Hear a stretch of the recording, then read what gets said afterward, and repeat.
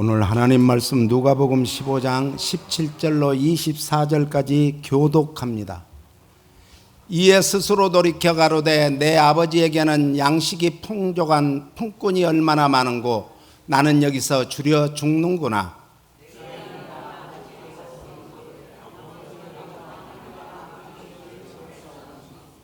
지금부터는 아버지의 아들이라 일컬음을 감당치 못하겠나이다. 나를 품꾼의 하나로 보소서 하리라 하고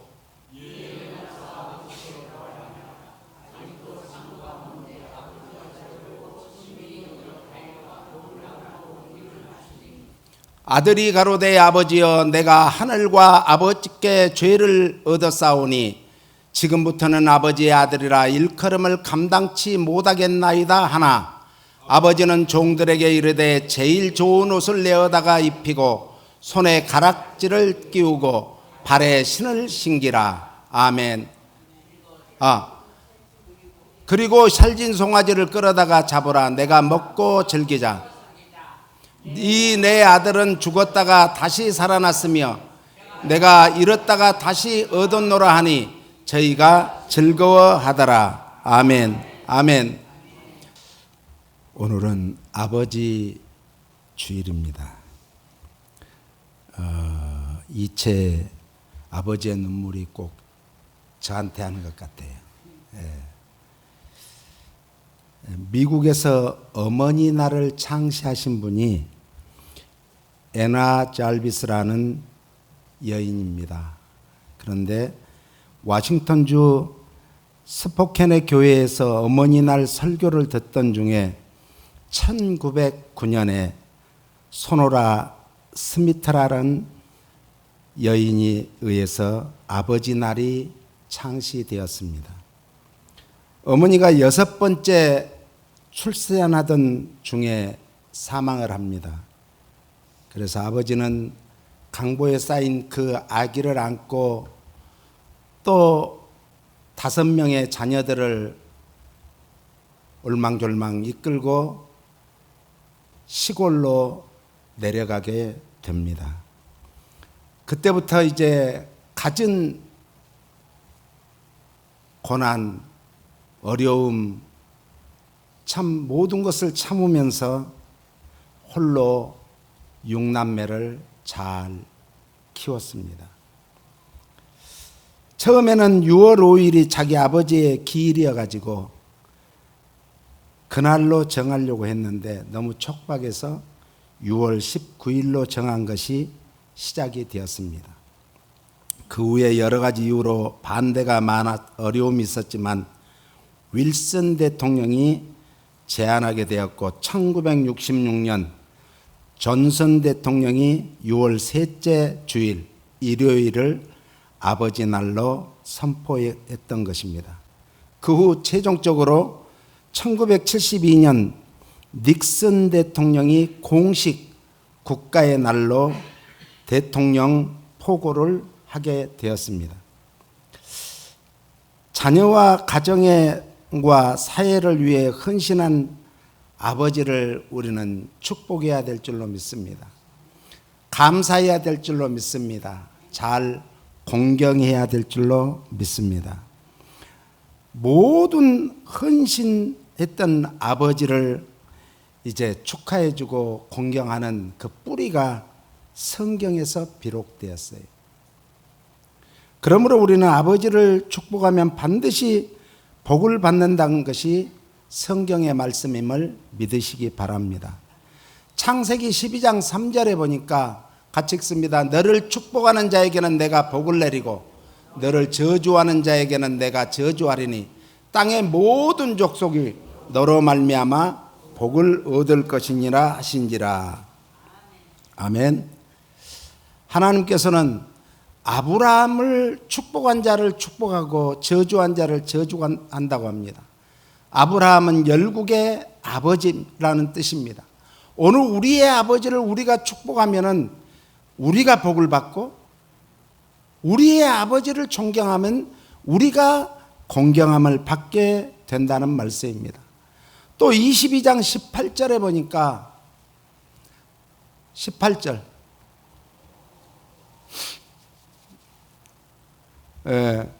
22장 창세기 22장 18절에 보면은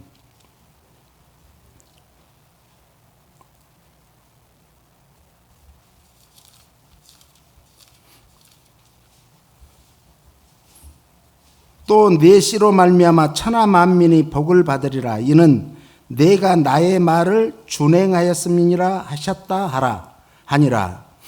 하나님 말씀만 우리가 잘 이렇게 믿고 지키면은 하나님이 복을 주세요. 누구 때문에? 아브라함 때문에.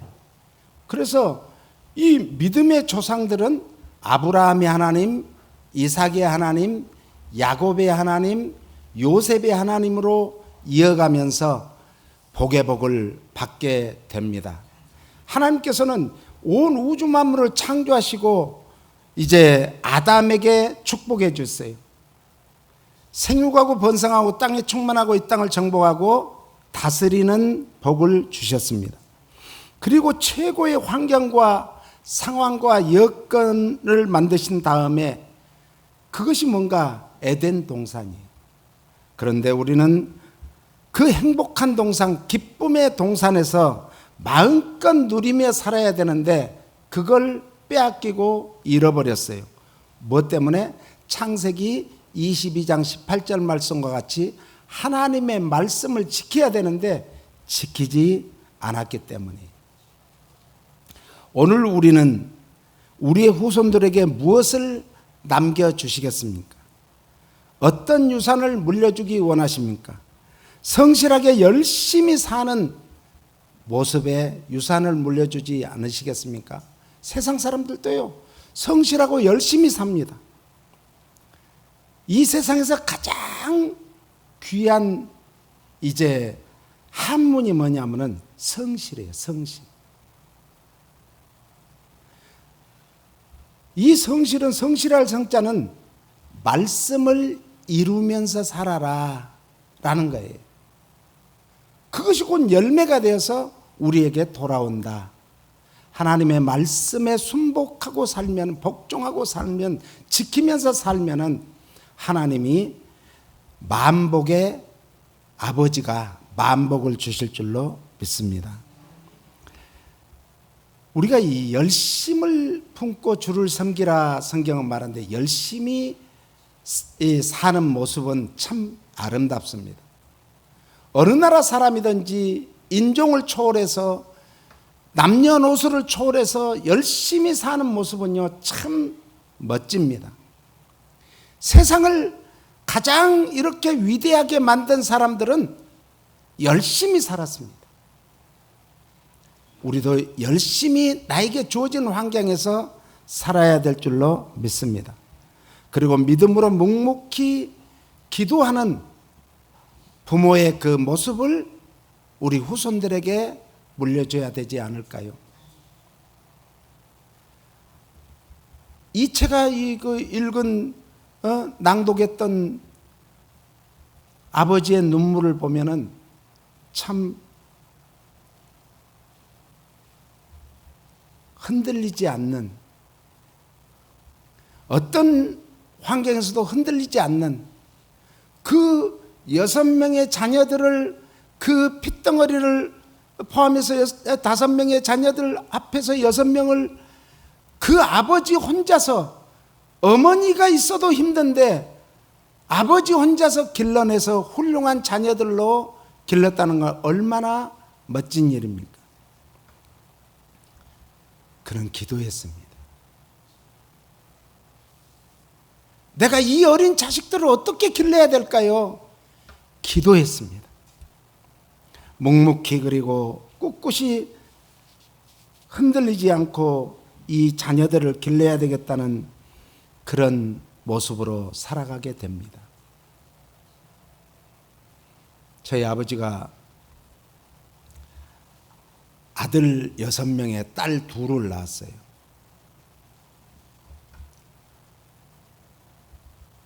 어느 날 이제 뭐 씨름대회가 있어서 간다는 얘기만 들었는데 이제 씨름 선수들은 목포로 미리 갔어요. 그래서 목포 진도, 해남, 신안, 영암, 뭐 한패인가 아무튼 그 여러 개 군에서 대표들이 나왔습니다. 그러니까 나중에 집안 어르신이 야 너도 가자 이러는 거예요. 그래서 우리는 이제 나중에 따로 차를 타고 갔습니다. 배를 타고 그 당시에는 배를 타고 차를 타고 배를 타고 그리고 목포에 도착을 했습니다. 그런데 우리가 좀 늦은 거예요. 그런데 마지막 이제 시합을 이제 거기에서 다 이제 물리치고 우리 아버지가 덩치도 더 큰 사람을 그냥 업어쳤습니다. 그래서 우승하라니까 저는 어리벙벙한데 옆에서 야 너가 아버지가 1등 났다 그래가지고 막 가니까 아니 황소에다가 그때는 막 이런 꽃다발을 달아줬대요. 거기에다 우리 아버지가 저를 들어가지고 탁 얹어줬어. 야 그래서 그 황소가 우리 누님이 2년인가 있다가 큰 병에 걸렸어요. 그 당시에는 돈 없으면 죽었어요. 그런데 그 황소를 팔았고 이 집안에 시골에서는 집안에 이 동산 중에 제일 큰 게 황소였어요. 황소. 그걸 팔아가지고 우리 누나를 살렸어요. 오늘 우리는 우리 후손들에게 정말 멋진 아버지의 모습, 멋진 어머니의 모습을 물려줘야 되지 않겠습니까? 누가복음 15장은 11절로 32절에 탕자의 비유라는 비유가 나옵니다. 어떤 사람에게 두 아들이 있었습니다. 이제 한 아들이, 둘째 아들이 자기 고집으로 아버지의 재산을 다 팔아서 이제 마음대로 살았다. 방탕하게 살았다. 이런 내용입니다. 오늘 우리는 물질 관계에 있어서 내 것이라고는 아무것도 없습니다. 아무리 많은 것을 쌓아놓은들 그것이 내 것이 아닙니다. 다만 우리에게 맡겨진 관리자일 뿐입니다. 그래서 성경은 뭐라고 말하는가? 청지기라 그렇습니다. 청지기. 시간도 우리에게 맡겨진 그것만 내 것이지 절대로 시간이 우리의 것이 아니에요. 하나님이 시간표를 정해놓고 우리를 이 세상에서 살아가게 하는 거죠. 그런데 사람들이 다 자기 건 줄 알고 움켜져요. 이기심이죠. 그래서 야고보서 1장 14절 15절은 이렇게 말합니다. 같이요. 오직 각 사람이 시험을 받는 것은 자기 욕심에 끌려 미혹됨이니 욕심이 잉태한 즉 죄를 낳고 죄가 장성한 즉 사망을 낳느니라. 육체의 소욕은요 다 욕심이에요. 욕심. 욕심이 잉태해서 죄를 낳고 죄가 장성해 사망에 이른다라고 야고보 1장 말씀합니다. 육체의 욕심에는 끝이 없습니다. 아무리 채워도 뭔만 있어요? 갈증만 더해요. 더울 때 시원한 물 한 그릇은 마셔도 이 갈증이 해소되는데 이 정말 음료수를 마시면은 탄산음료를 마시면 더 갈증이 심하듯이 말입니다. 그런데 성경은 결국에는 뭐가 찾아온다? 빈곤이 찾아온대요. 빈곤. 과거에 우리나라의 그 지긋지긋했던 가난들. 보릿고개를 정말 넘어야 되는데 보릿고개를 넘으려면은 부잣집에 가서 우리에게 보리를 정말 먹을 것을 양식을 좀 주면은 그걸 갖다가 가을에 되갚겠습니다. 아니면은 이 몸뚱아리로 갖겠습니다. 사정하면은 주는 거예요. 그걸 갖다가 어린 자식들과 같이 먹여 살렸던 것이에요. 그런데요, 육체적인 빈곤, 가난은 아무것도 아니에요. 영적으로 빈곤하면요, 그거는요, 사람이 그래서 영적으로 빈곤해서 가난해서 돌아버립니다.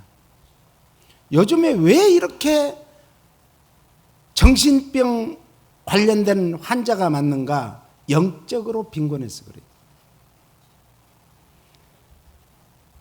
그래서 14절 누가복음 15장 14절 16절까지 같이 한번 읽어봅니다.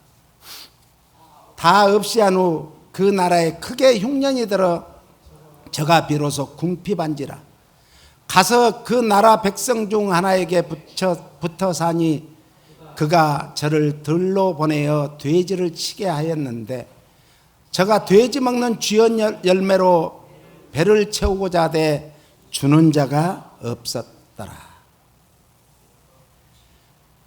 가장 낮은 그 정말 돼지가 먹는 것은요, 제일 더러운 것을 먹어요. 그것으로도 배를 채우지 못할 정도였으니까 얼마나 힘들었겠어요. 그래서 이 탕자가 내 꼬라지가 이게 뭔고,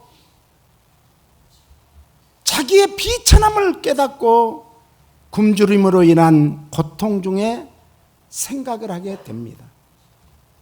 궁하면 통한다는 말이 있습니다. 극도의 어려움에 처하면은 거기에서도 우리는 주님 붙들고 기도하다 보면 한 줄기 참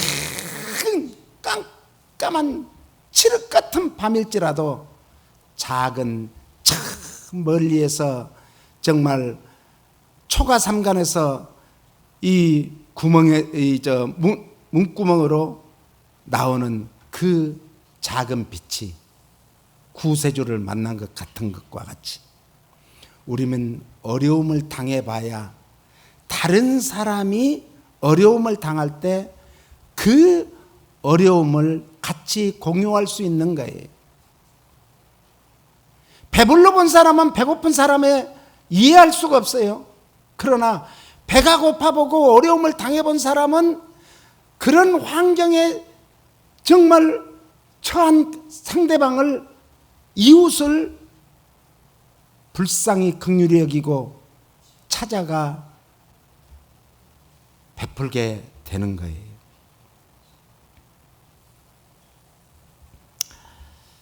17절로 19절에 보니까 이에 스스로 돌이켜 가로되 내 아버지에게는 양식이 풍족한 품꾼이 얼마나 많은고 나는 여기서 줄여 죽는구나. 내가 일어나 아버지께서 가서 이르기를 아버지여 내가 하늘과 아버지께 죄를 얻었사오니 지금부터는 아버지의 아들이라 일컬음을 감당치 못하겠나이다. 나를 품꾼의 하나로 보소서 하리라 하고. 오늘 우리는 이 탕자와 같이 무엇에 굶주리는지, 이 굶주림을 해결하기 위해서는 어떻게 해야 되는지를 생각해야 될 줄로 믿습니다. 탕자의 빈곤과 굶주림 그리고 방황은 어디서 왔는가? 나의 지금 영적으로 어려움, 이 모든 것은 어디에서 왔는가? 우리 가정의 어려움은 어디에서 왔는가? 지난 금요일에도 제가 설교할 때 얘기했죠. 가정의 모든 문제는 가장에게 있는 거예요. 국가의 모든 문제는 대통령한테 있는 거예요. 교회의 모든 문제는 목사에게 있는 거예요. 목사에게. 우리의 문제예요. 탕자의 빈곤과 굶주림과 방황은 아버지와 형제를 단단한 데 있습니다. 오늘 우리는 어디에 있습니까? 어디로 향하여 가고 있습니까? 주님의 몸된 교회에서 한 지체가 된 성도들과 교제 가운데 있으십니까? 아니면 교회를 떠나 자기의 생각에 옳은 대로 가고 있지는 않는지요? 아니면 주님의 길을 간다고 하면서도 주님의 뜻이 아닌 자기 자신의 뜻대로 향하여 가고 있지는 않습니까? 에베소 5장 15절로 21절은 이렇게 말합니다. 그런즉 너희가 어떻게 행할 것을 자세히 주의하여 지혜 없는 자 같이 말고 오직 지혜 있는 자 같이 하여 세월을 아끼라. 때가 뭐 한다고요? 악하니라. 하나님의 뜻에 합당한 삶을 살기 위해서는 내 생각에 내 소견에 옳은 대로 사는 것이 아니라 하나님의 말씀에 순종하는 삶을 살아야 될 줄로 믿습니다. 하나님의 말씀은 지혜의 말씀으로 이므로 지혜롭게 살도록 인도해 주시는 거예요. 지혜롭게 살기 위해서는 세월을 아껴야 되는데 이 세월을 아끼라 이 뜻은 다 사버려라 이런 뜻이에요. 지혜롭게 잘 살펴보라, 주의 있게 잘 살펴보라 이런 뜻이에요. 이 원문의 카이로스라는 것은 시간과 때를 말하는 거예요. 오늘 우리가 서 있는 지금 이 시간은 어느 시간입니까? 우리의 때는 지금 어디까지 와 있습니까? 세상의 때는 어디까지 와 있는지요? 사람들은 자기가 옳은 대로 지금 가고 있습니다. 진정한 우리의 목적지가 어딘 줄도 모르고 가고 있는 이 인생길, 지금 악한 때라 성경은 말합니다. 세월을 아껴야 될 이유는 현 세대가 질적으로 매우 악한 시대다 이런 뜻입니다. 그러므로 지혜로운 사람은 악한 시대 속에 살면서도 그 악한 시대 속에서 부초와 같이 둥둥 떠서 내려가는 게 아니라 오직 기회를 이용하여 악을 대항하고 예수 그리스도의 이름으로 물리치고 선을 행하라는 것입니다. 선을 행하기 위해서는 예수님의 삶을 발자취를 좇아 살아가는 것입니다. 17절이요. 그러므로 어리석은 자가 되지 말고 오직 주의 뜻이 무엇인가 이해하라. 술 취하지 말라. 이는 방탕한 것이니 오직 성령의 충만을 받으라. 시와 찬미와 신령한 노래들로 서로 화답하며 너희의 마음으로 주께 노래하며 찬송하며 범사에 우리 주 예수 그리스도의 이름으로 항상 아버지 하나님께 감사하며 그리스도를 경외함으로 피차 복종하라. 그러므로 이 예수님을 따라 산다는, 좇아 산다는 것은 말씀 따라 사는 것입니다. 오늘 우리는 선한 일을 위해 바쳐도 짧은 인생 아닙니까? 최고의 선한 일은 무엇일까요? 구원받는 일이에요. 그것이 무엇으로 구원받죠? 믿음으로. 믿는 일이 최고예요. 그리고 말씀 따라 사는 삶은 말씀에 순종하는 삶을 살아야 되는 거예요. 말씀을 아무리 많이 외워도 소용없습니다. 그 말씀을 살았고 운동력 있는 말씀이 내 심령 골수를 쪼개고 남음이 있어야 되는데 내 생각이 옳은 대로 산다는 것은 하나님의 말씀이 내 안에서 역사하지 않는다는 거예요. 그리고 예수님의 발자취를 좇아 살아야 되는데 이것이 제자도의 삶인데 제자도의 삶은 고달픕니다. 고난의 길입니다. 인생길을 살아가는데 험악합니다. 세상 사람들과 같이 그런 생각으로 그런 컨셉으로 산다면 얼마나 좋아요. 편하죠. 지금도 더운데 왜 교회 나와서 여러분들 정말 앉아서 힘들게 그러고 계세요? 집에 누워서 TV를 본다든지 동영상을 본다든지 얼마나 좋아요. 그런데요, 주님 따라가는 길은 좁은 길입니다. 좁은 문으로 들어가야 됩니다. 이스라엘은 큰 성으로 들어오는 문이 있고 그건 낮에만 열리고 밤에는 옆에 쪽문이 작은 문이 있어서 이제 덥기 때문에 날씨가 덥기 때문에 밤에 여행객들이 이제 문을 두드리는 거예요. 그런데 그 좁은 문으로 들어가기 위해서는 낙타를 타고 왔으면 낙타가 그 좁은 문으로 들어갈 수 없어요.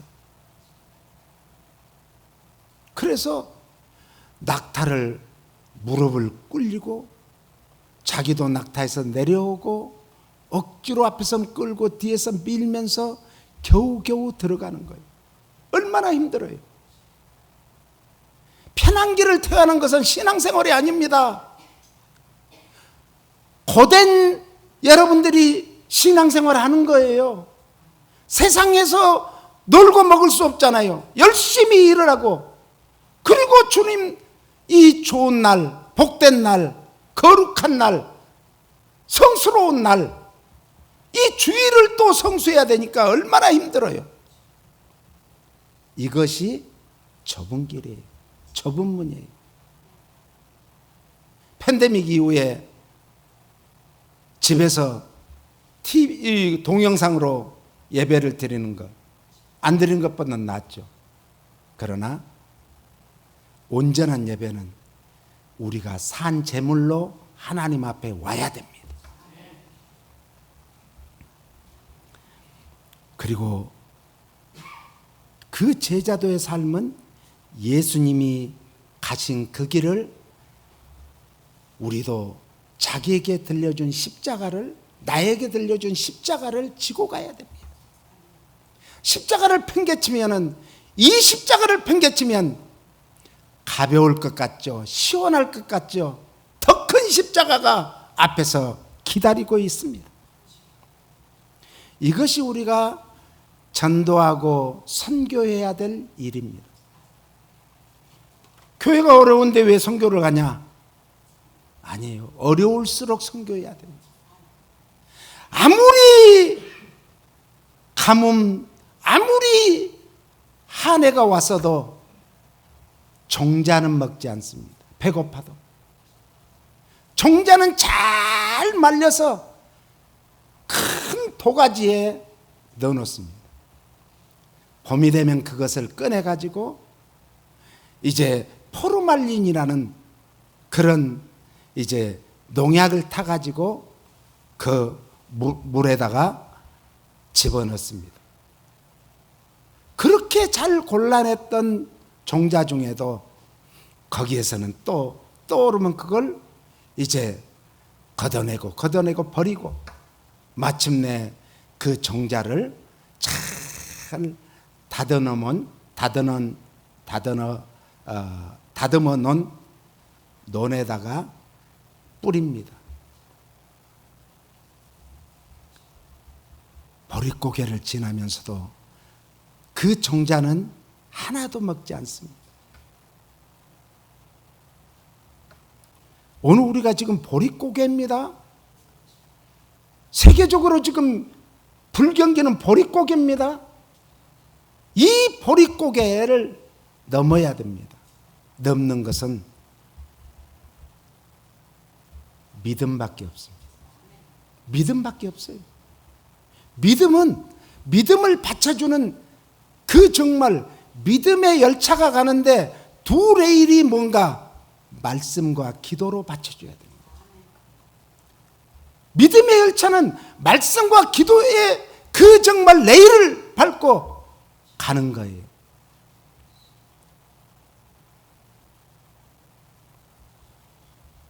그렇다면 우리는 어떻게 살아야 될까요? 우리의 힘이 부족하니까. 우리의 힘으로도 안 되고 능으로도 안 되니까 오직 성령 충만을 받아라 이렇게 말씀합니다.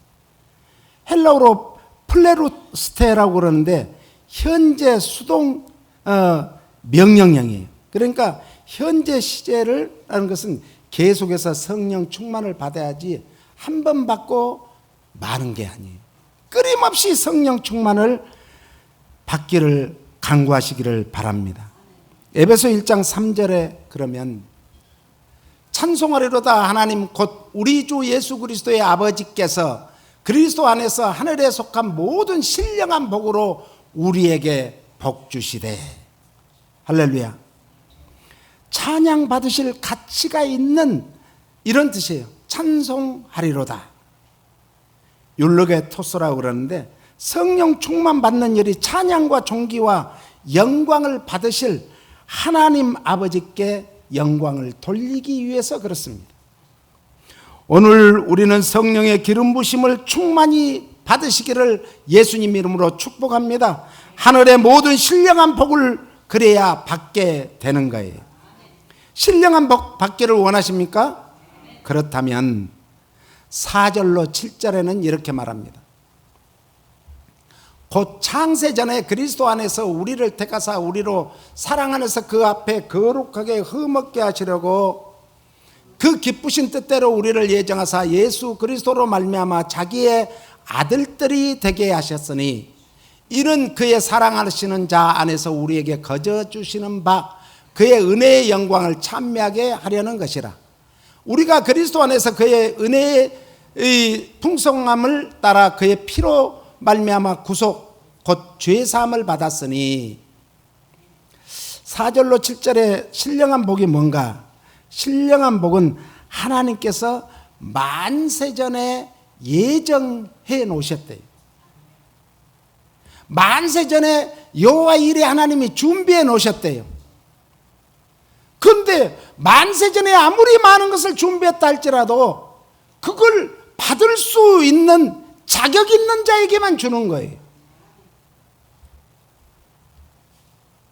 그 예정하신 근거가 어디 있는가? 오늘 말씀의 5절에 보니까 하나님의 기쁘신 뜻대로 이렇게 말씀합니다. 하나님을 기쁘게 해야 된다는 거예요. 믿음이 없이는 하나님을 기쁘게 할 수 없나니 그랬어요? 사람을 기쁘게 하라, 하나님을 기쁘게 하라. 사람을 기쁘게 하면 하나님의 사람이 아니래요. 하나님을 기쁘게 해야지. 무엇으로요? 믿음으로. 그래야 만복을 받게 되고 신령한 복을 받게 돼요. 그러면 그 시기는 언젠가? 창세 전에. 그것이 오늘 4절 말씀이에요. 우리를 위해서 이 세상을 만들기 전에 이미 준비해 놓으셨대요. 방법은 어디에 있을 때? 그리스도 예수 안에 있을 때. 예수 그리스도 안에 있을 때. In Jesus Christ. 주님 안에 있을 때 이런 신령한 복을 받게 될 줄로 믿습니다. 그 이유는 거룩하고 흠이 없게 하시려고. 참 멋지죠. 하나님이 거룩하신 하나님, 흠도 없고 점도 없고 티도 없으신 하나님이 우리를 아들 삼으시고 하나님 아버지께서 우리에게도 그렇게만 하면 너희들도 흠 없고 점도 없고 티도 없게 해 주신다고 약속합니다. 그렇다면 5절에 보니까 누구에게? 하나님의 아들이 되게 해주신. 그러므로 하나님이 우리의 누구라는 거예요? 아버지라는 거예요. 아버지. 목적은 뭔가? 6절에 그의 은혜의 영광을 찬미하게 하려 함이라. 그 결론이 7절을 한번 더 읽어보겠습니다. 우리가 그리스도 안에서 그의 은혜의 풍성함을 따라 그의 피로 말미암아 구속 곧 죄사함을 받았다. 누가 성령의 충만함을 받을 수 있습니까? 자신의 죄를 회개하고 뉘우치는 사람입니다. 바로 돌아온 탕자와 같이 내가 뭘 하고 있느냐? 내 아버지 집으로 돌아가야지. 말씀을 듣고 있고 깨달아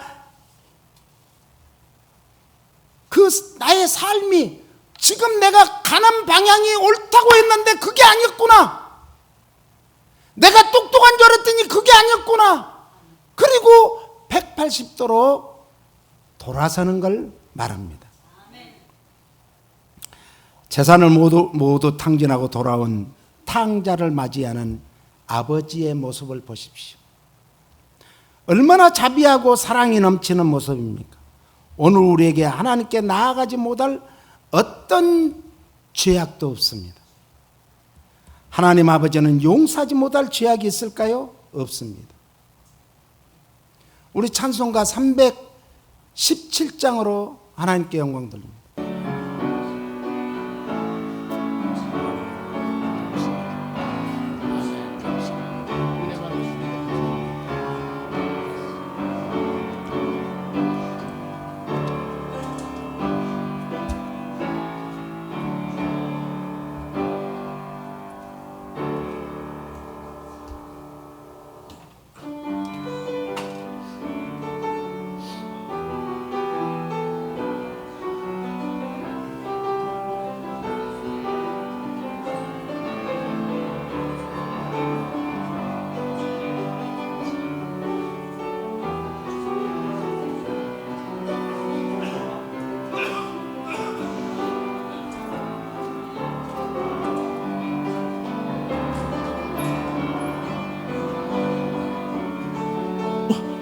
예수로 충만한